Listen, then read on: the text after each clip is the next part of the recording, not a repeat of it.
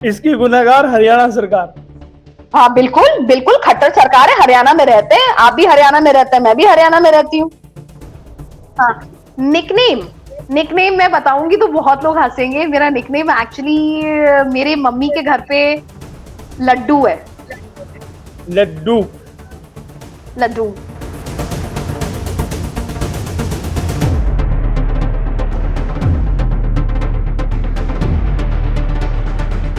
से उठकर अपनी मेहनत के दम पर सोशल मीडिया पर अलग पहचान बनाने वाली शख्सियतों को विश्व स्तरीय पहचान दिलाएगा digital red carpet presented by Bharat आज।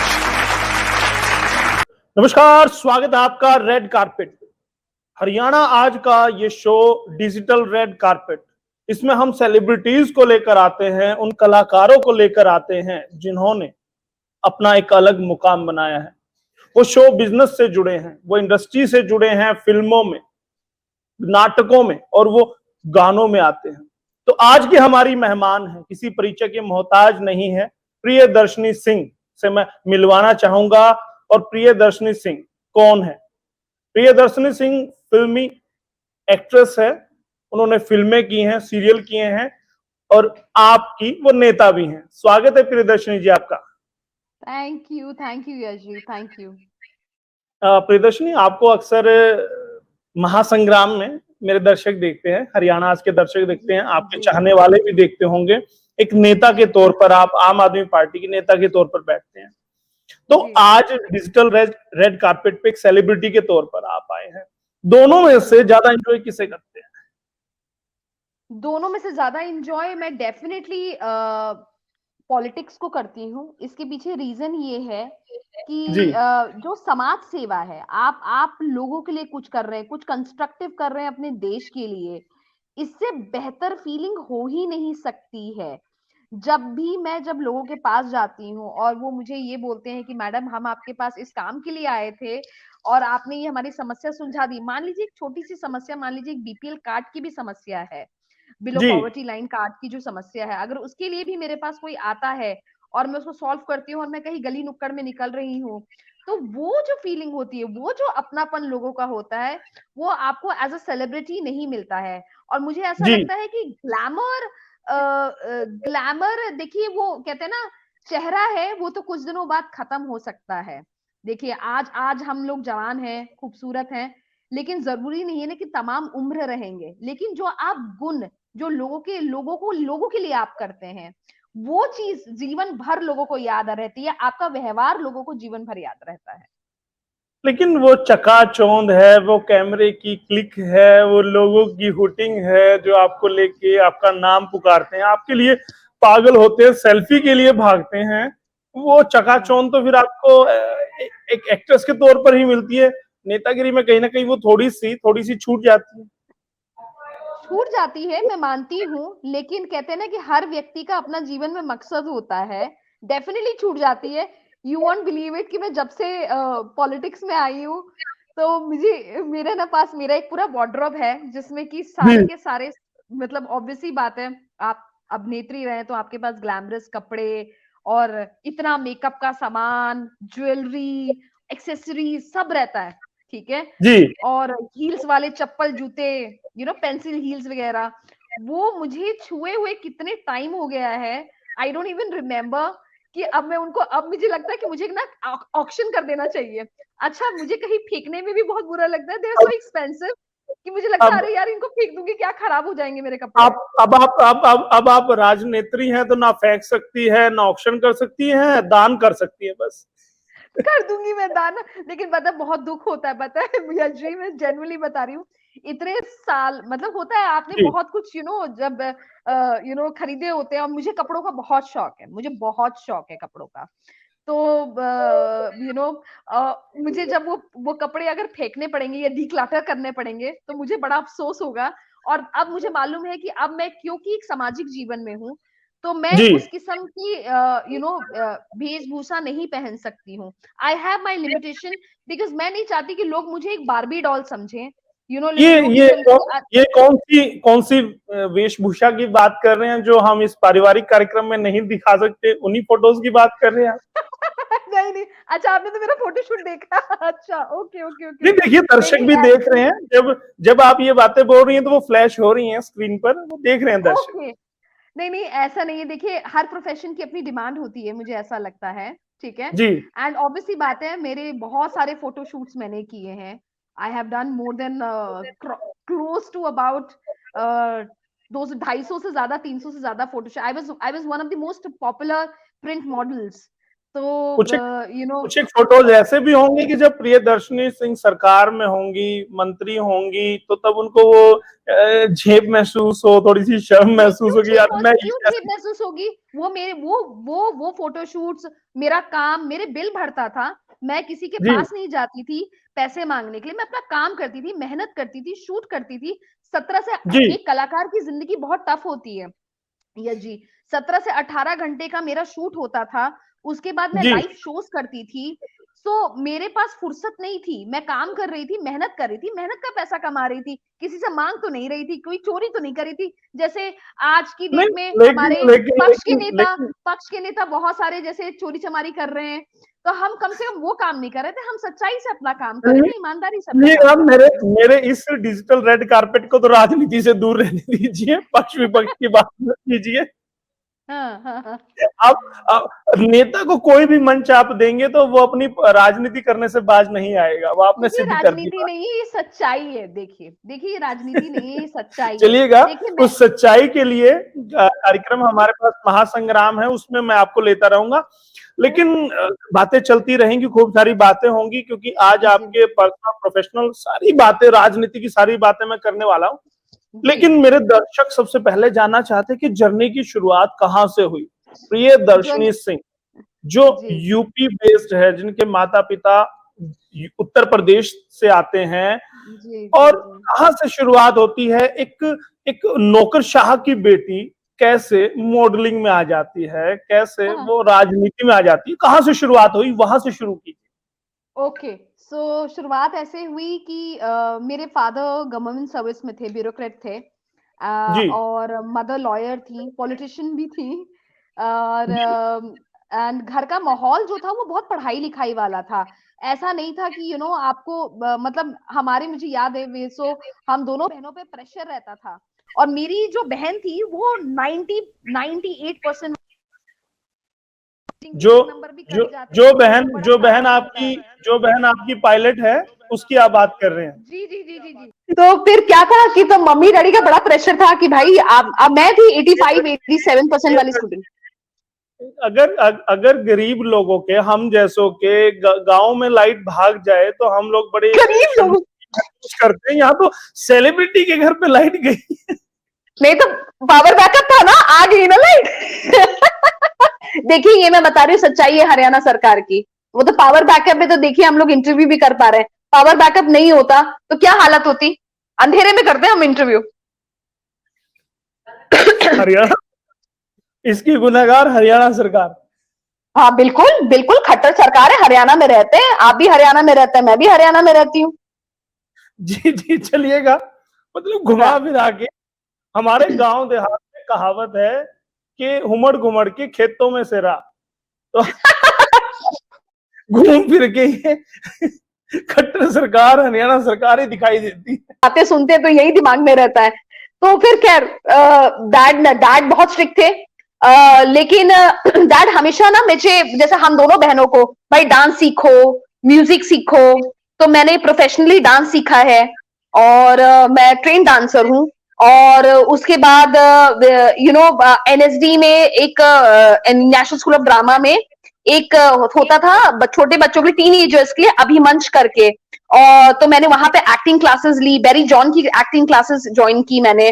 और मुझे शुरू से पता नहीं, ये सब चीजों का शौक था शुरू से ही। आपने बताया कि आप डांस भी सीखते थे, एक्टिंग का भी आपको शौक था, तो घर में किसी को शौक था या सिर्फ ये आपको ही चस्का लगा था? नहीं, ये चस्का मेरे को ही था, पता नहीं कैसे। मेरे डैडी भी बड़े हैरान होते थे कि हमारे घर में ये कैसी पैदा हो गई है जिसको ये सब चीजों का ही शौक है। एंड मुझे किताबें पढ़ने का, यू नो, ये सब चीजों का शौक था। I was more of a creative kind of, I am still mainly I am a creative person, कलाकार हूं मैं अंदर से। तो मेरी डैड तो मुझे ना, मैं देखने में ठीक ठाक थी, तो मुझे ना तो मेरे डैड के काफी अच्छे कनेक्शंस थे और काफी एडवर्टाइजिंग वाले आते थे हमारे घर पे। तो आई वॉज ओनली 16 जब मैंने प्रिंट शूट शुरू किए दिल्ली में, और 16 भी नहीं थी, 15 साल की थी, 15-16 साल की थी, मैंने प्रिंट शूट शुरू कर दिए। एंड उसके बाद मैं miss Delhi first runner up रही। उसके बाद मतलब 12th में थी तभी I was miss Delhi first runner up. And उसके बाद मैंने टेलीविजन, साउथ की मूवीज वगैरह करना शुरू कर दिया। साउथ में मुझे मैं ऑलमोस्ट 1.5 साल 2 साल हैदराबाद रही अपनी मॉम के साथ। पढ़ाई मुकम्मल हो पाई इस दौरान? पढ़ाई बिल्कुल, ऐसा मैंने कहा ना, हमारे घर में बहुत स्ट्रिक्ट था। मेरे डैडी की कंडीशन थी कि भाई ये सब तुम जो ड्रामेबाजी कर रही हो करती रहो, ठीक है। क्लियर था, क्लियर इंस्ट्रक्शंस था, ठीक है। अच्छा, ऐसा भी माहौल नहीं था हमारे घर में कि भाई लड़की है, शादी करके इसको घर बसाने दो बस, ठीक है, बच्चे पैदा करेगी। क्लियर इंस्ट्रक्शन था कि भाई तुमको अपना पैसा खुद अर्न करना है, don't depend on any man, कि आप किसी आदमी पे डिपेंड नहीं होना है, आपको अपना पैसा खुद अर्न करना है। इसलिए आज हम दोनों बहनें इंडिपेंडेंट है, फाइनेंशियली इंडिपेंडेंट है। इसी स्ट्रिक्टनेस की वजह से मास कॉम जर्नलिज्म में आपने किया, एलएलबी अभी आप कर रहे हैं? जी, मैं मास कम्युनिकेशन मैंने किया। मैं साइंस ग्रेजुएट हूँ। तो मतलब आप ये सोचिए कि मैं शूट करके आती थी, उसके बाद मैं अपनी पढ़ाई करती थी। ये मोटी मोटी साइंस की किताबें, आपको अगर पता होगा, ये मोटी मोटी किताबें होती थी। मेरी ग्रेजुएशन साइंस में हुई है। सो एंड और डैड, कोई ऑप्शन नहीं था, आपके पास ये ऑप्शन नहीं था कि आप मना कर सको अपने फादर को। मेरे फादर से आज भी इतना लिहाज है मेरा कि मैं उनको मना कर सकूं। आप अपना शौक पूरा कीजिए लेकिन पढ़ाई कंटिन्यू रहेगी।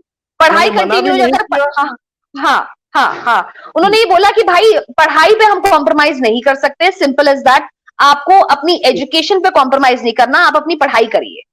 सो we were very clear, my father was very clear, my mother was very clear कि you have to finish your education. Because मुझे आज ये समझ में आता है, I am so glad that they were very strict with me at that point of time.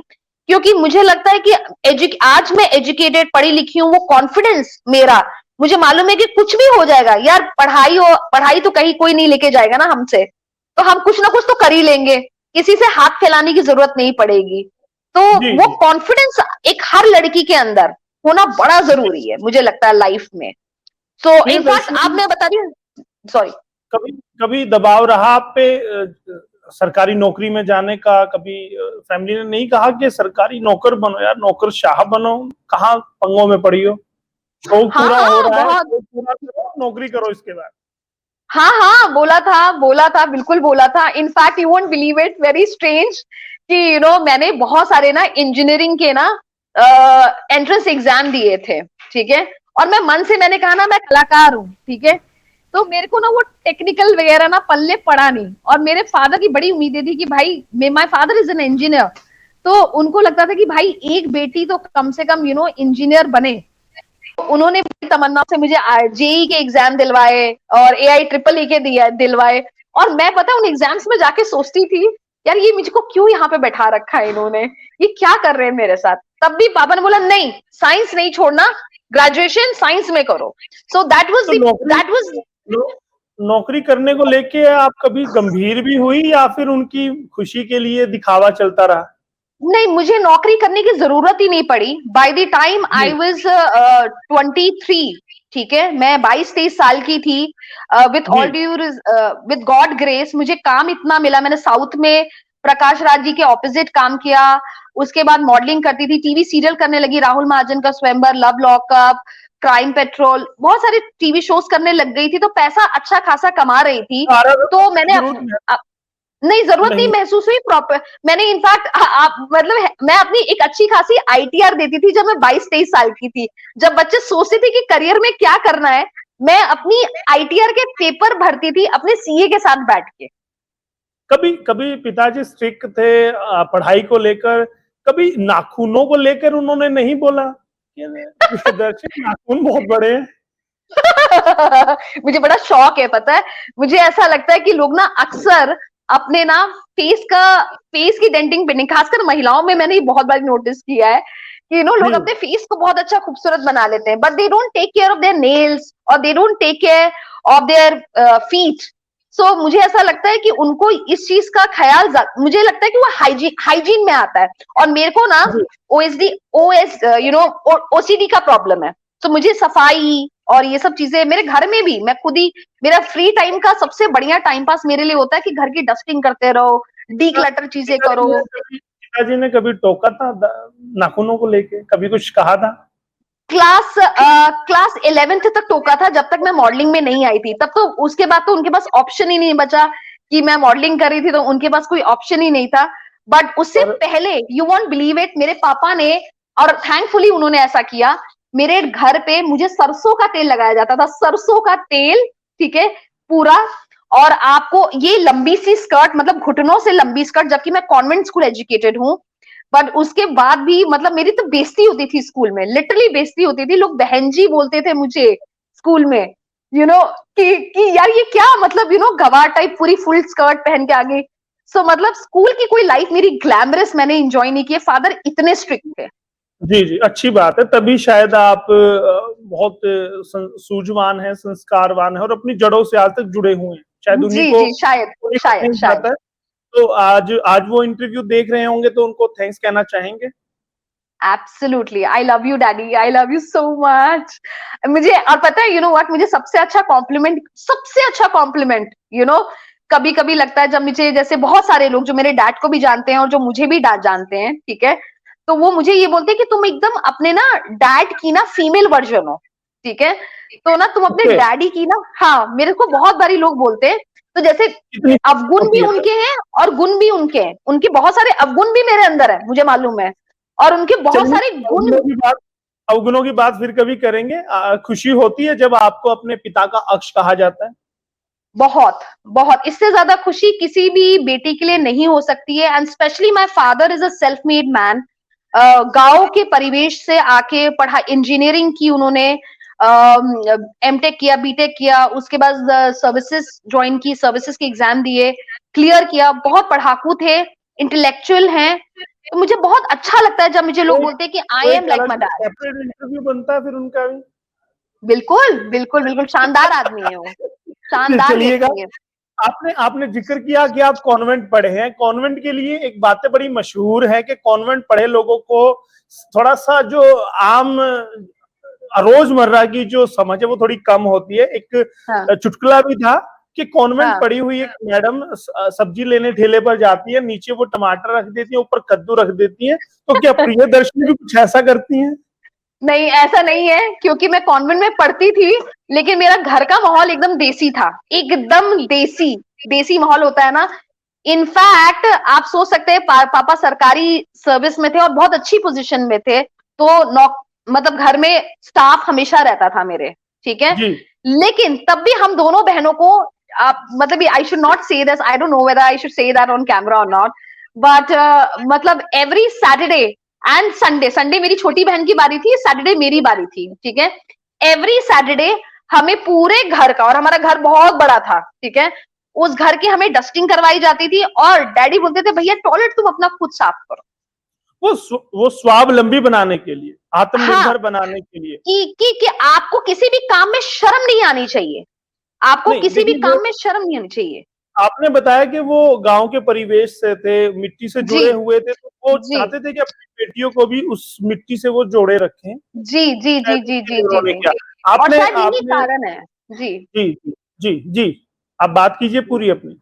जी, यही कारण है कि मुझे ऐसा लगता है कि आज भी मेरे अंदर, इनफैक्ट आज भी मेरे अंदर ना वो एक जो इनोसेंस, जो देसीपन है, ठीक है, वो अभी भी है मेरे अंदर।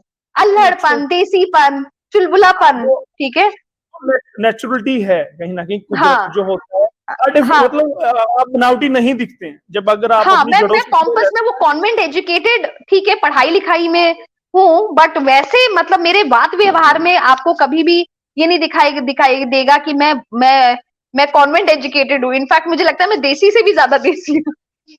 आपकी बहन पायलट है, कभी आज जब आपकी वो चढ़ाई को देखती है, जब आपकी वो सफलता को देखती है, कभी उनको लगा कभी कि यार तुम सही रहेगी मुझसे?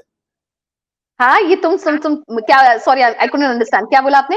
कभी बहन ने कहा कि यार मैं कहाँ फंस गई पायलट में, तुम सही रहेगी, तुम्हारी लाइफ अच्छी है मुझसे? पता है मेरी बहन ना, तो हम दोनों बहनें ना एकदम ऑपोजिट बाय नेचर है, ठीक है। तो मैं ना शुरू से ही ना, जैसे दादा टाइप नहीं होते कि हाँ मैं बचा लूंगी, मैं कर लूंगी, मैं बड़ी हूँ। हम दोनों में सिर्फ 1.5 साल का अंतर है, हम दोनों में जी डिफरेंस सिर्फ 1.5 साल का अंतर है। और वो हमेशा टिमिड सी, उसको जो, वो महात्मा गांधी है, उसका नाम मैंने रखा है महात्मा गांधी जी। आप महात्मा गांधी जी मतलब एकदम सिद्धांतवादी, ठीक है, सिद्धांत, तो मैं भी सिद्धांतवादी हूँ, लेकिन मैं आज के जमाने की अर्जुन हूँ, मैं अपने हिसाब से चलती हूँ। तो हम दोनों का नेचर बहुत अलग है। और उसको ये शुरू से मालूम था कि दीदी है, दीदी मैनेज कर लेगी हर चीज को, मैनेज, मतलब कोई भी समस्या आती थी ना, तो वो ना बोलती थी, हाँ अभी भी बोलती है कि दीदी मैनेज कर लेगी, दीदी अपने आप को, मेरे घर वाले भी बोलते हैं, मेरी मम्मी भी बोलती है। आज वो जहाज उड़ा रहे होते तो वहां भी यही कहते हैं कि दीदी मैनेज कर लेंगे। नहीं है, वहां नहीं बोलती, वहां नहीं बोलती। पर्सनल लाइफ में जैसे बहुत सारी बातें होती हैं, तो जैसे उसको कुछ प्यार पूछना होता है। दोनों बहनों में प्यार बहुत है। हाँ हाँ, डेफिनेटली डेफिनेटली डेफिनेटली, ये एक ऐसा चलिए, बॉन्ड बहन होता है। जी, बहन के लिए जी, कोई मैसेज अगर देना चाहें तो जाहिर तौर पर वो देख रहे होंगे अभी। Palka, you're doing absolutely fantastic, and दीदी loves you, and I love my Ammu also। मेरी छोटी सी नीज है, अभी पैदा हुई है, so I love okay, her more, so more than Palka I love her actually more। चलिए चलिए, वो भी खुश होंगे आज, बहन की कामयाबी से बड़ा खुश होंगे, सारा परिवार खुश होगा। जी हीरोइन आपने बताया कैसे बना, आपने साउथ की फिल्मों का जिक्र किया, बड़ा नाम प्रकाश राज का आपने जिक्र किया। प्रकाश राज की किस फिल्म में आपने काम किया? आपको नाम नहीं समझ में आएगा। साउथ ऐसे की पिक्चरों के नाम ही नहीं ऐसी समझ फिल्म में आए। की होगी जो आपके रीजन के लोग समझ ही ना पाए। मैंने नाम बताने की बहुत लोगों को कोशिश की, 3-4 बारी, मैं तो लिख के भी बोलती हूँ, ठीक है, तब भी लोगों, यार ये हरियाणा है, हरियाणा में तो और भी लोगों को समझ में आता है। तो मतलब it is strange, but you know what, I tell you what, Prakash ji की में एक पता है अच्छी बात क्या है, मेरे दर्शकों को बता दीजिए, मेरे दर्शक वर्ल्ड वाइड है, हरियाणा और आपके दिल्ली से बाहर आई पूरे send you the world link, आप उसमें डाल दीजिएगा, मेरे उसमें डाल दीजिएगा, I send you the link में जिसमें। वो मेरी एडिटिंग टीम फ्लैश कर देगी। अच्छा, that is very sweet of you. So but Prakash ji के बारे में एक बात मैं बोलूंगी, क्योंकि मेरे सीनियर हैं और मैंने उनसे बहुत कुछ सीखा है। प्रकाश जी अपने एक्टर को, कम, मैं बहुत छोटी थी जब मैं, प्रकाश जी मुझसे बहुत एज में बड़े थे, और जब हम लोगों ने काम करना शुरू किया तो मैं उनके ऑपोजिट थी, तो पहले तो वो अनकंफर्टेबल हो गए कि मैं इसके ऑपोजिट कैसे करूंगा, ये किसी एंगल से मेरी पत्नी नहीं लगती है। सो हाँ, मतलब अब तो शरीर थोड़ा सा भर गया, but I was very slim, very timid सी, एकदम पतली दुबली, हड्डी हड्डी, ऐसा लगता था जैसे मैल न्यूट्रिशन हो रहा है। सो साउथ में तो वैसे भी नहीं चलता। तो फिर he always use to guide me, comfortable scene को, कंफर्टेबल लैंग्वेज नहीं आनी, बट उसके बाद समझाना चीजों को, ये बहुत बड़ी बात है। और इतना सीनियर एक्टर, उनको क्या जरूरत है मुझे समझाने की, नहीं भी समझाते हैं, डांट देते हैं, but he has always made me very comfortable, and I still have a very very respectful and a good relationship with him। उस फिल्म का नाम रह गया, आलू तू तू। आप बताइए। एक बार दोबारा बताइए। मैंने भी नाम सही लिया, मुझे समझ नहीं आया, नाम सही लिया नहीं लिया, मैं खुद नाम सही नहीं लेती हूँ। दोबारा से बताइए। नहीं, क्लिप भेजूंगी भाई, देख लेना।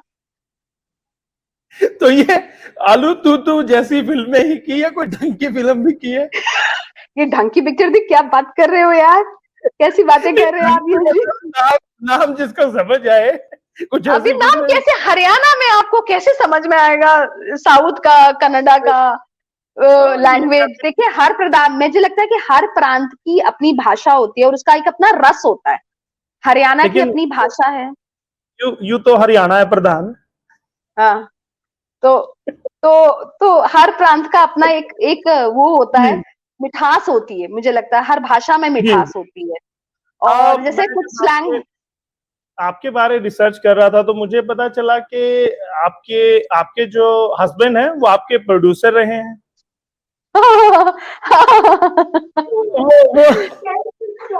वो लव जरूर जानना चाहूंगा, कैसे मिले? नहीं, लव मैरिज नहीं है हमारी कोई लव मैरिज नहीं थी। और but I tell you what, so मैं एक साउथ की हमने एक प्रोजेक्ट मैंने साइन किया था, और तो मेरे हस्बैंड उस मूवी के फाइनेंसर थे। जी, उस मूवी का नाम मैं जानना चाहूंगा। नहीं, वो छोड़िए आप उस मूवी के जो फाइनेंसर थे, तो उन्होंने मेरी, so my masi used to, you know, my mother and my masi used to take care of my work, and so you know, they contacted my mother, and me and my masi went to meet him, मतलब हम लोग मिलने के लिए गए वहां पे उनसे। so अच्छा, यूजुअली क्या होता है कि you know, I don't know कैसे एक्ट्रेसेस जाती हैं, बट मैंने मतलब ऐसा नहीं कि मैं बहुत कोई तैयार होके गई थी। मैंने अपने चश्मा लगा रखा था, चश्मा लगाया, जीन्स पहना, टी शर्ट पहन के चली गई, स्पोर्ट्स स्नीकर्स पहन के चली गई, ये नहीं कि बहुत फंकी एकदम फैंसी तैयार होके गई। तो मेरे हस्बैंड को अब मैंने, क्योंकि उसके बाद उनसे पूछा कि आपको क्या अच्छा लगा था, उनको ये चीज और ये सिंप्लिसिटी बहुत अच्छी लगी, एंड यू नो, और वो बात कर रहे थे मेरी मासी से, और क्योंकि मेरे एग्जाम्स थे तो मैं बैठ के दूसरे टेबल पे पढ़ाई कर रही थी, तो उनको ये चीज बड़ी अच्छी लगी कि यार ये सही है यार, इसको कोई मतलब नहीं है कि क्या काम की बात हो रही है क्या नहीं है, इसको मालूम है कि भैया इसके एग्जाम हो रहे हैं, मतलब she, like, you know, she, her priority is her education. He was very impressed by that. So and फिर उन्होंने immediately, you know, I don't know कैसे पता, हफ्ते 10 दिन में उन्होंने वो रिश्ता भेजा, बोलो हीरोइन वीरोइन तो रहने दो, अब इसको मैं अपने घर की बहू बना लेता हूँ। मतलब फिल्म तो बाद में बनी, आप नहीं, उसके बाद बनी नहीं, पता नहीं उसके बाद नहीं बनी, मुझे लगता है उन्होंने, मुझे लगता है कि मैं ना, हम लोग कभी कभी मजाक भी करते हैं कि मुझे लगता है कि ना वो मूवी या वो प्रोजेक्ट पाइपलाइन इसलिए था क्योंकि मुझे लगता है कि मेरी शादी होनी थी उनसे, मिलवाना था। हाँ, क्या शादी के बाद फिर आपने फिल्मों से ब्रेक ले लिया, फिल्मों से आप दूर हो गई, सिनेमा से दूर हो गई, टीवी से दूर हुए हैं? मैंने शादी के बाद ब्रेक फिल्मों से डेफिनेटली लिया, लेकिन टेलीविजन से नहीं लिया। मैंने एंकरिंग की, ठीक है, और उसके बाद मैंने बिजनेस, सबसे बड़ी बात कि I married in a good business family, जो कि, and my husband is a very very successful industrialist, businessman है, काफी सक्सेसफुल बिजनेसमैन है।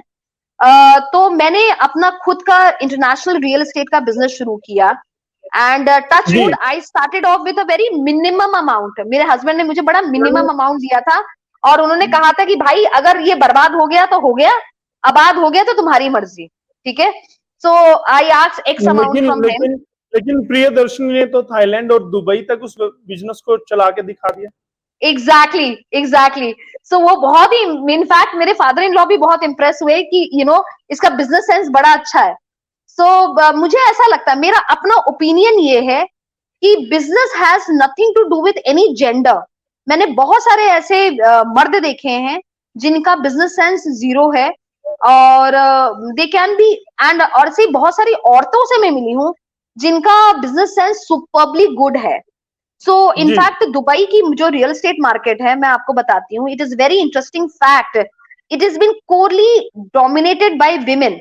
मतलब औरतें रियल एस्टेट को चला रही हैं वहां पे जो भी बड़े बड़े रियल एस्टेट एजेंट्स हैं, ठीक है, या रियल एस्टेट के जो मार्केट को कैप्चर कर रखा है, वो औरतें हैं। जी, उनमें से एक प्रियदर्शनी है।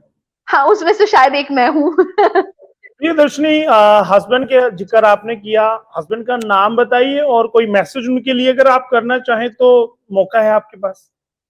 हस्बैंड का नाम है मेरे करण, ठीक है जी। और हमारी भारतीय संस्कृति में वैसे पति का नाम लेते नहीं है, ठीक है, तो लेकिन चलिए कोई बात नहीं, हम लोग थोड़े से आधुनिक युग के हैं तो हम लोग ले सकते हैं, कोई बात नहीं।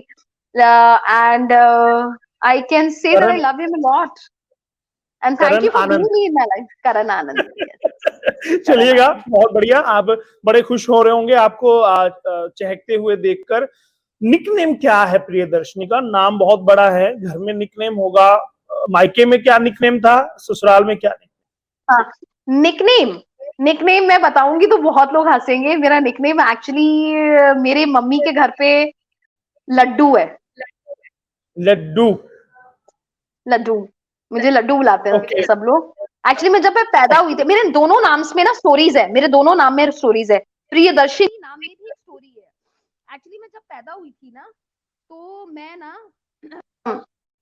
मेरे फादर ना इंदिरा गांधी के बहुत बड़े फैन हैं, बहुत बड़े वाले फैन थे। तो मेरे डैड अब भी हरियाणा सरकार? नहीं, एक्चुअली पता है यहाँ पे ना बारिश बहुत तेज हो रही है, पता है, बहुत तेज आंधी तूफान ये सब हो रहा है। सच में मुझे नहीं पता। नहीं पता? 250 किलोमीटर दूर बैठा हूं। हाँ, सही बात। तो बारिश का और कनेक्शन इंटरप्ट होने का क्या कनेक्शन था? कोई कनेक्शन नहीं है, इंफॉर्मेशन नहीं है, ज्ञान दे रही हूँ फालतू का। नेटवर्क कंजेक्शन होने की वजह से वीडियो बड़ा खराब आ रहा है आपका। अब आ रहा है वीडियो प्रॉपर आपका। तो अब आपकी टेबल ज्यादा दिखाई दे रही है आपसे ज्यादा। अच्छा, आप ही पे फोकस रहे कैमरा तो ज्यादा बेहतर लगेगा।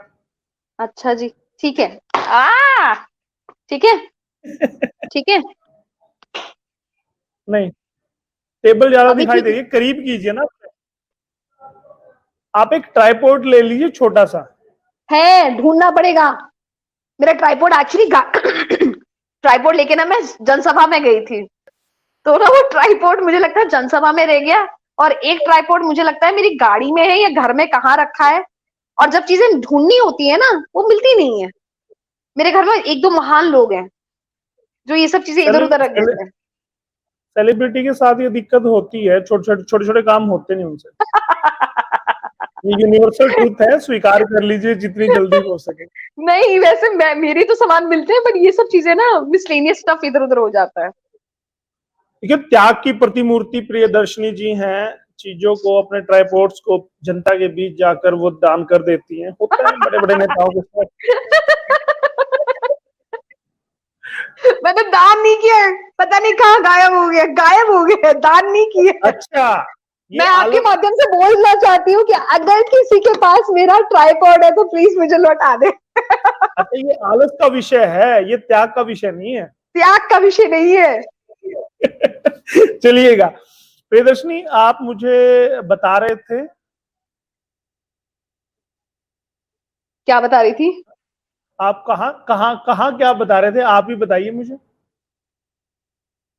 क्या बता रही थी मैं? किस टॉपिक पे हम लोग बात कर रहे थे? पत्रकार आप हैं। चलिए, मुझे ये बताइए कि सीआईडी में आपने काम किया है, क्राइम पेट्रोल में आपने काम किया है, शाहरुख के साथ भी आपने काम किया, जरा इनके बारे में संक्षिप्त में बताइए मुझे। देखिए, शाहरुख सर के बारे में मैं आपको एक बहुत इंटरेस्टिंग बात बताती हूँ, और इससे किसी इंसान का व्यक्तित्व पता लगता है कि वो कितना बेहतरीन इंसान है। He doesn't have, मैं उनके सामने कुछ नहीं हूँ, नाखून बराबर भी हूँ, ठीक है। And how he made me special और how he made me feel comfortable. जब हम जोर का झटका का शूट कर रहे थे अर्जेंटीना में, तो हमारा फिनाले शूट हो रहा था और सेटअप लगा हुआ था, और मुझे ना स्टेयर से नीचे आना था, सीढ़ियों से नीचे आना था, और मैंने बैकलेस ड्रेस पहन रखी थी और बहुत छोटी ड्रेस पहन रखी थी।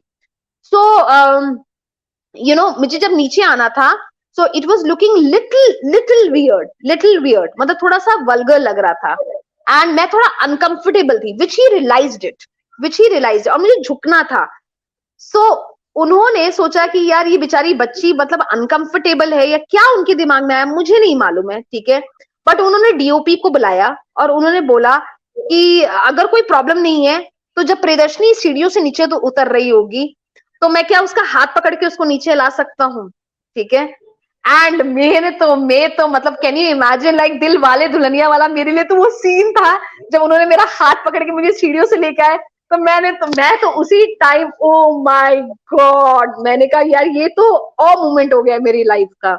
सो ये उनकी जनरोसिटी दिखाता है, ये उनका बड़प्पन दिखाता है, और ये दिखाता है कि वो महिलाओं का कितना सम्मान करते हैं, या एक आम व्यक्ति का कितना सम्मान करते हैं। और ये मैंने उस दिन सीखा कि शाहरुख सर से मैंने ये सीखा कि आपको हर व्यक्ति को, आप किसी से भी मिले, आपको हर व्यक्ति को अपनी जिंदगी में स्पेशल महसूस करवाना चाहिए।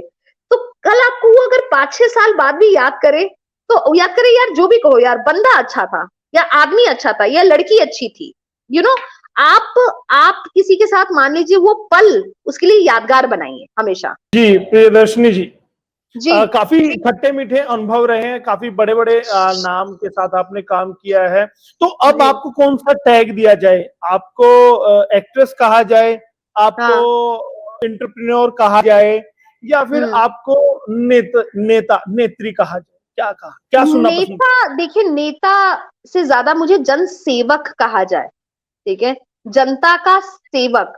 जी नेता की इमेज ना हमारे देश में ना अनफॉर्चुनेटली, क्योंकि नेताओं ने इतना करप्शन मचा लिया है कि नेताओं की इमेज हमारे ना समाज में आम आदमी पार्टी के आने के बाद बदली है, वो अलग बात है, लेकिन उससे पहले नेताओं की इमेज बड़ी खराब है हमारे देश में। ऐसा लगता इसलिए है कि आपको नेता सेवक कहा जाए, जन सेवक कहा जाए। जन सेवक कहा जाए, सबसे अच्छा। चलिए, ये मुझे लगता है टैग मेरे लिए होगा। कब आम आदमी पार्टी में आना हुआ, क्यों आना हुआ, वजह क्या थी, वो जानना चाहूंगा आपसे। ओके, आम आदमी पार्टी में मैं शुरू से ही अन्ना आंदोलन के टाइम से ही मैं फॉलो तो करती थी और मुझे बहुत इंस्पायरिंग जी लगता था। और अरविंद जी की जो विचारधारा है या अरविंद जी की जो सोच है, एजुकेटेड आदमी, आप ये सोचिए कितने लोग ऐसे दुनिया में हैं जो ऐसा करते होंगे कि एक व्यक्ति जो कि आईआईटी से पढ़ा हुआ, उसके बाद income tax as a joint commissioner he was working, नौकरी छोड़ के, यहाँ पे सरकारी नौकरी क्लर्क की भी लगती है ना, तो कोई नहीं छोड़ता, लोग घूस देके भी क्लर्क की भी नौकरी के लिए पागल हो रहे हैं। उस जी व्यक्ति ने, सोचिए वो कितना महान होगा, कितनी बड़ी सोच होगी उस व्यक्ति की, कितना बड़ा विजन होगा उस व्यक्ति का। उन्होंने वो नौकरी छोड़ दी और उसके बाद उस नौकरी को छोड़ के उन्होंने समाज सेवा शुरू की, एनजीओ शुरू किया। तब तो उनका राजनीति से कोई लेना देना नहीं था, लेकिन जी उसके बाद झुग्गियों में रहे, 3 साल अरविंद केजरीवाल झुग्गियों में रहे हैं, वहां पे लोगों की समस्याएं सुनी है, लोगों को समझाए। शायद इसलिए ही आज एडमिनिस्ट्रेशन पे या जनता पे उनकी इतनी अच्छी पकड़ है। वो जनता की मूलभूत जो समस्याएं हैं उनको अगर कोई समझ सकता है वाकई, ये वो अरविंद दर्शनी जी हैं। जी, कब आना हुआ आम आदमी पार्टी में? मैं आम आदमी पार्टी में आई हूँ लास्ट अगस्त में आई हूँ, 2022 में। 2022 में। जी जी जी जी जी और जी। आना किन के माध्यम से हुआ, कैसे हुआ, वो भी जानना चाहूंगा। तो आना कैसे हुआ मैं बताती हूँ। दिलीप पांडे जी हैं, तिमारपुर के एमएलए हैं, और मैंने ही अपना प्रपोजल इंटरेस्ट दिखाया दिलीप जी के सामने कि मैं इंटरेस्टेड हूँ आम आदमी पार्टी हरियाणा में एक्टिव, बिकॉज मैं हरियाणा में रहती हूँ, तो मैं ऑब्वियसली बात है मैं हरियाणा की राजनीति करना चाहती हूँ और मैं हरियाणा में काम करना चाहती हूँ और हरियाणा के लोगों के लिए करना चाहती हूँ। तो मैंने इंटरेस्ट दिखाया और उन्होंने मुझे कनेक्ट करवाया यहाँ हरियाणा की टीम से, एंड उसके बाद मेरी ज्वाइनिंग हो गई और उसके बाद मैंने काम शुरू कर दिया पार्टी में। प्रियदर्शनी को कैसे लगा कि वो राजनीति के लिए बनी है? वो मुखर थे, सपाट थे, बिल्कुल कड़क थे, या वो फेमस एक्ट्रेस थे तो उनको लगा कि हाँ यार तुम्हारा सिक्का यहाँ चल सकता है, तुम्हारा ग्लैमरस यहाँ काम आ सकता है? क्या लगा था प्रियदर्शनी को? देखिए, एक तो पॉलिटिक्स में कोई ग्लैमर नहीं काम आता, सबसे बड़ी बात मैं बता रही हूँ, मतलब कोई ग्लैमर नहीं काम आता, जनता को आपके ग्लैमर से कोई मतलब ही नहीं है, मैं आपको तो बता रही हूँ। नेताओं की स्टेज पर इन कलाकारों को, एक्टरों को, एक्ट्रेस को, एक्टर को क्यों बुलाया जाता है? देखिए, वो आना एक भीड़ अलग बात जुटाने के होती है। लिए, भीड़ जुटाने के देखिए, लिए बुलाया जाता है। लेकिन और जब अगर जब ऐसा वोट देने ऐसा कलाकार, ऐसा मॉडल एक्ट्रेस अगर आपकी पार्टी का ही नेता बन जाए तो सोचिए, सोने पे सुहागा हुआ ना। नहीं, लेकिन मैं आपको एक बात बता रही हूँ, अगर आप इतिहास भी उठा के देख लेंगे, वही नेता सक्सेसफुल हुए, वही एक्टर जो नेता बनते हैं वो सक्सेसफुल हुए हैं जो पॉलिटिक्स को पॉलिटिक्स की तरह ले, ग्लैमर इंडस्ट्री ना ले। अगर आप उसको सिर्फ ये सोचेंगे कि तैयार व्यार होके जाएंगे बाबी डॉल की तरह और हेलो हाई करके आ जाएंगे, तो हेलो हाई तो चलता नहीं है राजनीति में। राजनीति में आपको समय देना होता है। जनता आपको, आप जनता को ये नहीं बोल सकते कि टाइम अप, आप जनता को ये बोल ही नहीं सकते। आपको जनता को, आप कोई सोशल मीडिया इन्फ्लुएंसर नहीं है, आप लेकिन पॉलिटिशियन। प्रियदर्शनी आपको कितना लगा था कि हाँ यार भुनाया जा सकता है अपने ग्लैमर को? नहीं, मन में तो मुझे शुरू लड्डू फूट रहा है आपके कि हाँ कहीं ना कहीं तो सच्चाई है, बट ऑन कैमरा आप स्वीकार ना करना चाहते हो। There is a bad network problem है, बैड। नहीं समझ सकता हूँ मैं, भाजपा सरकार है ना हरियाणा में, तो उसका ध्यान नहीं है इस चीज के लिए। अब देखिए ऐसा मत करिए। हाँ, बारिश होने के बाद जो खड्डे बड़े बड़े दिखते हैं, जबकि मैं मिलेनियम सिटी में रहती हूँ, आइए कभी गुड़गांव में और देखिए यहाँ पे खड्डे किस तरीके से इंफ्रास्ट्रक्चर का इन्होंने। ये दर्शनी जी कहना पड़ेगा कि 6 महीने में ही बहुत ज्यादा सीख गए आप राजनीति में। सर मैं छात्र राजनीति में भी थी, जब मैं स्टूडेंट में थी, स्टूडेंट पॉलिटिक्स में भी थी, मैं यूथ कांग्रेस में थी एंड प्रदेश में, दिल्ली प्रदेश में, एंड मैं एनएसवाई में भी रही जब मैं कॉलेज में भी थी, तो एनएसवाई में भी एक्टिव थी, मैं काफी एक्टिव थी और मुझे पॉलिटिक्स से शुरू से इंटरेस्ट था, बहुत किताबें पढ़ती थी। विधायक तो विधायक बनना चाहते हैं गुड़गांव से? देखिए मैं ये तो संगठन के ऊपर है, ये मेरे ऊपर तो है नहीं, ठीक है, और ये जनता के ऊपर है। पहली बात टिकट मिलना संगठन। जी आप चाहेंगे आपको टिकट मिले, आप विधायक बने? मुझे सेवा करनी है, अब वो सेवा किसी भी रूप में हो, मैं सेवा करने के लिए तैयार हूँ और तत्पर हूँ। आज कितनी सेवा करते हैं, जनता के बीच कितना रहते हैं, या फिर अपना ग्लैमरस वर्ल्ड में ही ज्यादा एक्टिव रहते हैं? यू वॉन्ट बिलीव इट, जनता के, आपने बहुत अच्छा क्वेश्चन पूछा यश जी। पहली बात तो मैं ग्लैमर तो नेतागिरी में काम करता ही नहीं है, बिल्कुल भी नहीं करता। आपको जनता के मुद्दों को समझना पड़ेगा और सुलझाना पड़ेगा जी। मैं अभी हमारा ना आम आदमी पार्टी का एक सदस्यता अभियान चल रहा है, जिसमें कि मैं आज ही मैं पूरे हरियाणा में नंबर 6 पे आई हूँ सदस्यता बनाने में, सदस्य बनाने में, वॉलंटियर बनाने में। और वो हमारा बाकी भारतीय जनता पार्टी और कांग्रेस पार्टी जैसा नहीं है कि सिर्फ मिस कॉल दीजिए और आप सदस्य बन जाइए, ठीक है। हम बाकायदा, हमारा इतना एथेंटिक और इतना अच्छा तरीका है कि हम बाकायदा मिस कॉल देते हैं अपने व्यक्ति को, सामने वाले व्यक्ति को, वो ओटीपी आता है, वो हमें ओटीपी देता है और हम अपनी एप्लीकेशन में डालते हैं। प्रियदर्शनी को कितनी उम्मीद है कि वो मॉडलिंग में कामयाब रही, एक्ट्रेस के तौर पे कामयाब रही, बिजनेस वुमेन के तौर पर कामयाब रही, राजनीति में कितनी उम्मीदें हैं कि प्रियदर्शनी कामयाब हो? देखिए अगर आप कोई भी काम यश जी सच्चे मन से करेंगे, आप 100% कामयाब होंगे। आधा अधूरा करेंगे ना, टाइम पास, ठीक है। अगर आप पाला छूने वाला, एक हमारे यहाँ कहा जाता है पाला छूने वाला काम मत करो। कोई भी काम जीवन में आप करो, आप उसमें अपना 100% दो, आधा अधूरा काम मत करो, आप जरूर सक्सेसफुल होगे। चलिए अब आखिरी में मैं एक सवाल करूंगा आपसे, और आपने मेरा टेस्ट लेने की कोशिश की थी कि पत्रकार मैं हूं, मैं बताऊं कि कहां आपने रोका था, तो मैं बता दूं कि मायके में आपको लड्डू कहा जाता है, ससुराल में आपको क्या कहा जाता है? ससुराल में प्रियदर्शनी बोलते हैं सब, प्रिया प्रियदर्शनी यही बोलते हैं। प्रिया और प्रियदर्शनी, हाँ। चलिएगा, अभी तक की अपनी आज जर्नी से, अपनी लाइफ से, अपने कैरियर से संतुष्ट हैं? मैं संतुष्ट हूँ इसलिए क्योंकि ऐसा नहीं है कि मैंने अगर अपनी जिंदगी में, मान लीजिए मेरी प्रोफेशनल लाइफ अच्छी रही है तो मैंने अपनी पर्सनल लाइफ में कुछ खोया है। मैं शुरू से ही एक ऐसा व्यक्ति रही हूँ कि मुझे दोनों का बैलेंस बहुत पसंद है। I can not work if my family life is not good, I have this issue with me. कुछ लोग होते हैं जो बिना परिवार के चल देते हैं, कर लेते हैं, ठीक है, मेरे साथ ऐसा नहीं है। तो मुझे ऐसा लगता है कि एक महिला का सबसे सशक्त रूप वही होता है कि आप एक अच्छी बिजनेस वूमेन भी हो, आप एक अच्छी माँ भी हो। मैं एक माँ भी हूँ, मेरी 8 साल की बिटिया है, मेरी, मैं अच्छी माँ भी बनूं, मैं अच्छी पत्नी रहूं और अच्छी बहू रहूं। तो दोस्तों देखा आपने, ये थी प्रियदर्शनी सिंह, जो आम आदमी पार्टी की नेता है, लेकिन उससे पहले एक एंटरप्रेन्योर है, वुमेन है, उद्यमी है। उसके अलावा वो मॉडल एक्ट्रेस है। उन्होंने अपना हर क्षेत्र में लोहा मनवाया है, प्रतिभा का लोहा मनवाया है। आप उनके बारे कैसा सोचते हैं, कैसी शख्सियत आपको उनकी लगी, हमें जरूर बताइएगा। कमेंट के माध्यम से आप हमारे साथ जुड़ सकते हैं। तो बने रहिए हरियाणा आज के डिजिटल रेड कारपेट के साथ, क्योंकि इस पर हम सेलिब्रिटीज को लेकर आते हैं, उन सेलिब्रिटीज को लेकर आते हैं जो आपको पसंद है, जो आप जानना चाहते हैं, जिनके बारे आप समझना चाहते हैं, उन शख्सियतों को हम लेकर आते हैं। अगली किस पर्सनैलिटी को हम लेकर आए वो भी हमें कमेंट के माध्यम से जरूर बताइएगा। बहुत बहुत धन्यवाद। डिजिटल रेड कारपेट से मैं आपका दोस्त, आपका होस्ट यशपाल खंचर।